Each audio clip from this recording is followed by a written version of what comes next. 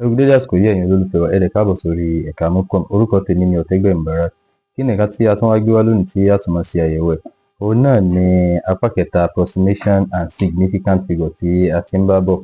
Gẹ́gẹ́ bẹ́ẹ̀ ṣe mọ̀ ní apá kejì ẹ̀kọ́ yìí, decimal places ni a gbé yẹ̀wò níbi tí a ti ń ṣàlàyé bá a ṣe máa ń ṣe decimal places fúnra wa. Àmọ́ ní ẹ̀kọ́ ti tèmi, nǹkan tí a máa gbé yẹ̀wò òun náà ni significant figure. Òun náà ni a máa gbé yẹ̀wò. Àmọ́ ká tó wá lọ, ẹ bá wa lọ sísàlẹ̀ fídíò yẹn, ẹ lọ bá wa tẹ subscribe button kẹ́ lè bá máa rí àwọn fídíò wa ní gbogbo àtà bá ti gbé sí orí afẹ́fẹ́ YouTube tí yóò sì máa wúlò fún wa. Ẹ wá má gbàgbé láti máa like àwọn fídíò wa, òun náà ni yóò tún máa jẹ́ ìwúrí fún àwa náà. Kí náà wá nìkan tí a wá mọ̀ sí significant figure bá ṣe kọ́? Wọ́n ní significant figure are the digit in a number that carries meaningful information about its accuracy. It is also another way of approximation. Gẹ́gẹ́ bá a ṣe ṣàlàyé approximation fún wa pé bá a ṣe máa ń gé àwọn nọ́mbà, bá a ṣe máa ń gé wọn kúrúkúrú tó yẹ pé yóò sì máa wúlò gẹ́gẹ́ bí ó ṣe wà nígbà tí a ti gé kúrú. Ọ̀nà míì tá a tún wá máa ń gbà ṣe approximation náà ni significant figure tó yẹ pé significant figure yìí tí nọ́mbà bá ti gùn tó yẹ pé a wá máa gé nọ́mbà náà, a máa gé kúrú tó yẹ pé yóò sì máa wúlò gẹ́gẹ́ bí ìgbà tí ó bá gùn náà. Òun náà ni nǹkan tí wọ́n ń ṣàlàyé fún wa. Kí náà wá ní nǹkan tí a fẹ́ jẹ́ ká mọ̀ lórí significant figure yìí? Gẹ́gẹ́ bá a ṣe mọ̀, significant figure yìí ó ní àwọn òfin tí a gbẹ́dẹ̀ tẹ̀lé. Òfin náà ni a ṣàlàyé fún wa ní abala ẹ̀kọ́ tòní. Àmọ́ tó bá ti di ẹ̀kọ́ mi tí a tún máa ṣe, a máa ṣe àwọn example lórí ẹ̀ tó yẹ pé yóò sì máa yé wa yékéyéké. Àwọn òfin náà ni a wá máa ṣàlàyé ní ẹyọ kọ̀ọ̀kan fúnra wa báyìí. Ẹ máa tẹ̀lé wa ká lọ. Kí náà wá ní òfin alákọ̀ọ́kọ́ tí a máa ṣàlàyé fúnra? Òun náà ni àkọ́ yìí. Wọ́n ní all non-zero digits are significant.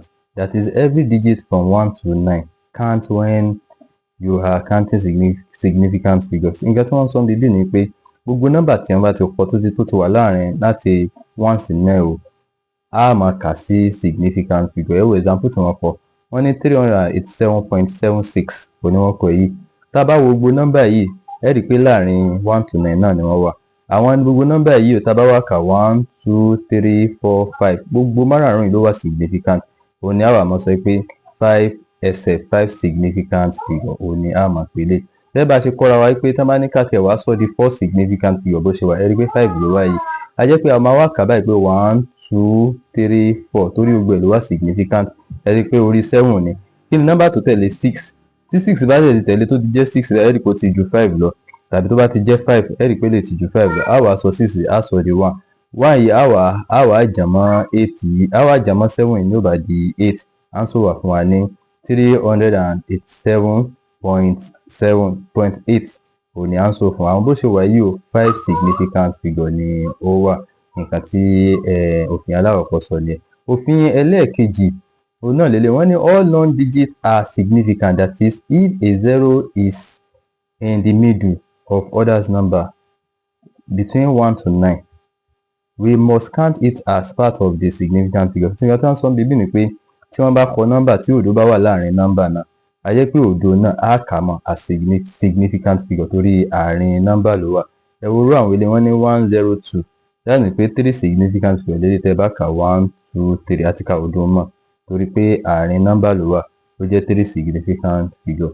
Ẹ wá wo eléyìí 3004. Tẹ́ bá wo 3004 yìí, òdo méjì ló wà láàrin 3 àti 4. Àwọn òdo méjì yìí wọ́n wà significant, á kà mọ́. A jẹ́ pé 1, 2, 3, 4 4 significant figure ni eléyìí bí òfin ẹlẹ́ẹ̀kejì ṣe lọ nìyẹn.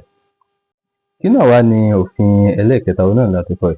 Wọ́n ní leading zero are not significant. Nǹkan tí wọ́n sọ ni pé before the first non-digit. Nǹkan tí wọ́n sọ bíbí ni pé tẹ́ bá wò ká mọ̀ ká kíní fún wa lọ títí.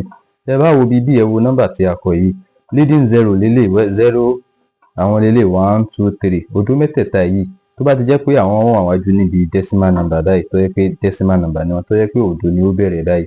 Gbogbo òdo tó wà wájú tí ò ti sí láàrin nọ́mbà wọn wà significant nìyẹn. Ẹ tẹ́lẹ̀ 1, 2, 3 mẹ́tẹ̀ẹ̀ta yìí wà significant, wọn wà significant nìyẹn. A jẹ́ pé 4, 5, 6 yìí tó wà lẹ́yìn òun ló wà significant. Kí wá ní nǹkan tí a máa wá jẹ́ tó máa wá jẹ́ answer yóò wá jẹ́ 3 significant figure. Mẹ́tẹ̀ẹ̀ta yìí 4, 5, 6 òun ni a máa kà la máa ní ó wà significant. Nǹkan tí wọ́n sọ fún wa ni àwọn òdo mẹ́tẹ̀ẹ̀ta yìí àwọn wà significant. tó bá ti wà níbẹ̀rẹ̀ báyẹn. Òfin ẹlẹ́ẹ̀kẹrin òun náà ni eléyìí. Wọ́n ní zero at the end of a number with a decimal point are significant. Nǹkan tí wọ́n sọ fún wa bíbí ni pé tí òdo bá ti parí nọ́mbà tó bá jẹ́ tí nọ́mbà yẹn bá wá ní point tó ní decimal, a jẹ́ pé nọ́mbà gbogbo òdo yẹn wọ́n wá significant nìyẹn. Tó bá ti parí ẹ̀ bọ̀ tó ti ní point tó ti ní decimal wọ́n wá significant. 45 yìí ẹ̀rí bí wọ́n ṣe ṣe nìyẹn 45 lélẹ́yìí. Tẹ́ bá wo 45.00 lélẹ́yìí, a jẹ́ pé torí pé point ti wà bí wọ́n ti fi point sí ó ti wà significant, a jẹ́ pé 4 significant figure nìyẹn.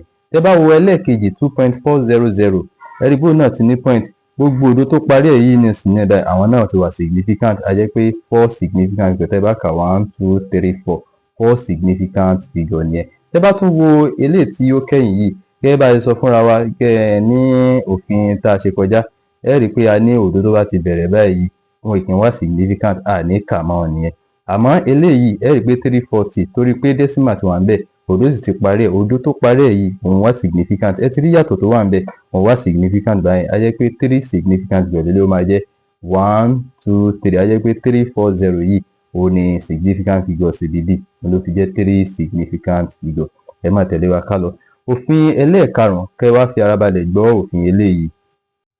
Tẹ́ bá wo òfin ẹlẹ́ẹ̀karùn-ún yìí òun náà ni ó ní eléyìí. Òfin ẹlẹ́ẹ̀karùn-ún lélẹ̀ wọ́n ní 0 at the end of the whole numbers without a decimal point may or may not be significant. Nǹkan tí wọ́n sọ fún wa ni pé tí òdo bá ti parí nọ́mbà wípé yóò máa wà significant tàbí kó máa wà significant lórí yóò wá dá lórí bí wọ́n bá ṣe kọ́. Gẹ́gẹ́ bá a ṣe ń ṣàlàyé bọ̀ fún wa. Tẹ́ bá wo eléyìí nísìnyí báyìí 2300 ẹ rí i pé kò sí point ń bẹ̀, a jẹ́ pé òdo méjì tó parí ẹ̀ kò wà significant yẹn, a jẹ́ pé nọ́mbà tó wà níbí 2 ni 2 significant figures ni a níbi, a jẹ́ pé 2 and 3 òun ló wà significant, ó fi jẹ́ 2 significant figure, that is 1 2 2 and 3 2 significant figure. Ẹ wá wo eléyìí tó ní point yìí, ẹ rí i pé 2300 lélẹ̀ bọ̀ òun ní point, a jẹ́ pé 4 significant figure lélẹ̀ 1 2 3 4 mẹ́rẹ̀ẹ̀rin ló wà significant jùlọ, jẹ́ 4 significant figure. Tẹ́ bá tún wá wo eléyìí tí ó tẹ̀lé 2.300 ẹ rí i pé mẹ́rẹ̀ẹ̀rin náà ni ó wà significant torí pé ó ní decimal nínú, ẹ ti rí 4 significant figure. Tẹ́ bá tún wá wo tó tẹ̀lé 2.30 yìí, a jẹ́ pé 0 ẹ̀yìn yìí náà òun náà wà significant torí pé kí ni ó ní point nínú, 3 significant figure ní 1 2 3. Tẹ́ bá wo 2.3 2 significant figure ní ẹ bá ṣe máa ń ṣe nìyẹn torí pé ó ti ní point nínú àwọn máa wà significant, but eléyìí tí ó ní point nínú ibẹ̀ òdo tó parí èyí kò ní wá significant. Nǹkan tí a ní kí a ṣàlàyé fúnra wa nìyẹn. Àwọn exercise tẹ́yìn náà lè ṣe tẹ́ fi lè practice náà òun náà là kọ síbẹ̀ yẹn. Ẹ wá má gbàgbé láti lọ wo fídíò wa lórí percentage àti approximation, kẹ́ẹ̀dẹ̀ máa fojú sọ́nà lórí lecture wa lórí indices àti logarithm náà ni a mọ̀ ṣe. Ẹ wá má gbàgbé láti lọ subscribe sórí ẹ̀ka YouTube wa kẹ́lẹ́ bá máa rí fídíò wa ní gbogbo àtàwà ti gbé sí orí afẹ́fẹ́ YouTube. Ẹ sì má gbàgbé láti máa like fídíò wa. Ẹ ṣé gan tí ẹ̀ ń tẹ̀lé wa ká lọ.